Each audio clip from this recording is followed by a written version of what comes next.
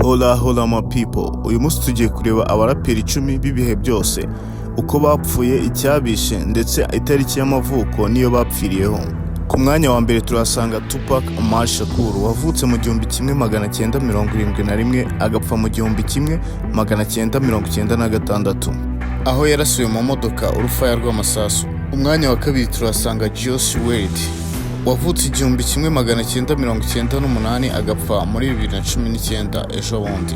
Uyu Juice wari ufite igikundiro cyinshi, akaba yarishwe n'ibiyobyabwenge, ama overdose menshi cyane, ibinini ndetse n'inshinge. Akaba yarapfuye afite imyaka 21.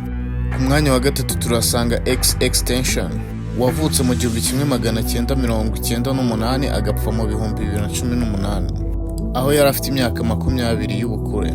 XXXTentacion ku myaka ya 20 akaba yarishwe arashwe, dore ko igikundiro cye na n'ubu cyanze kuva mu bafana bakimuririmba imihanda n'imihanda.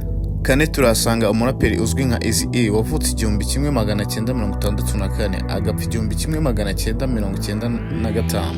Uyu akaba yarishwe na sida ku myaka ya 30. Ku mwanya wa gatanu turasanga Big L, wavutse 1974 agapfa 1999. Big L kandi nawe akaba yarishwe mu modoka arashwe, aho usanga iki kintu cyo kurasira umuntu uri mu modoka cyangwa se mugeze muri feruje agahita araswa ni ikintu usanga kize mu baraperi. Yatabarutse afite 24. Gatandatu turasanga Notorious B.I.G. Biggie, wavutse mu 1972 agapfa 1997, umuraperi ufatwa nk'uwibihe byose kimwe na Tupac Shakur. Uyu nawe kandi yishwe rwa rupfu bapfa babarashe bari mu modoka. Karindwi turasanga Pop Smoke, wavutse 1999 agapfa mu mwaka wa 2020.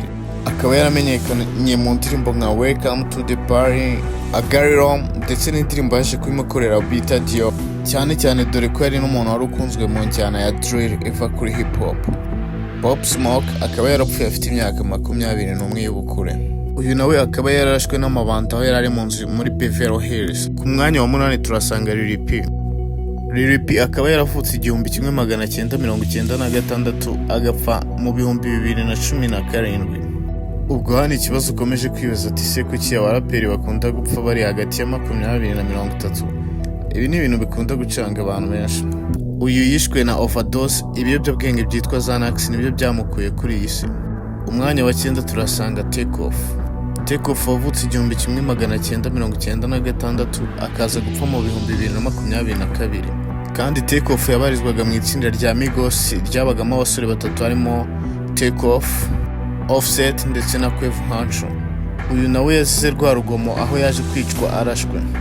Ku mwanya wa 10 turasanga DMX, aho yaje kwicwa n'indwara y'umutima. Akaba yaravutse mu 1970 akaza gupfa mu 2021.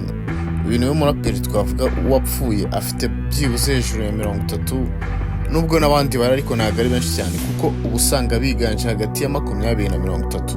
Make sure you subscribe, you comment, you like. That's help us to feel like we are with you.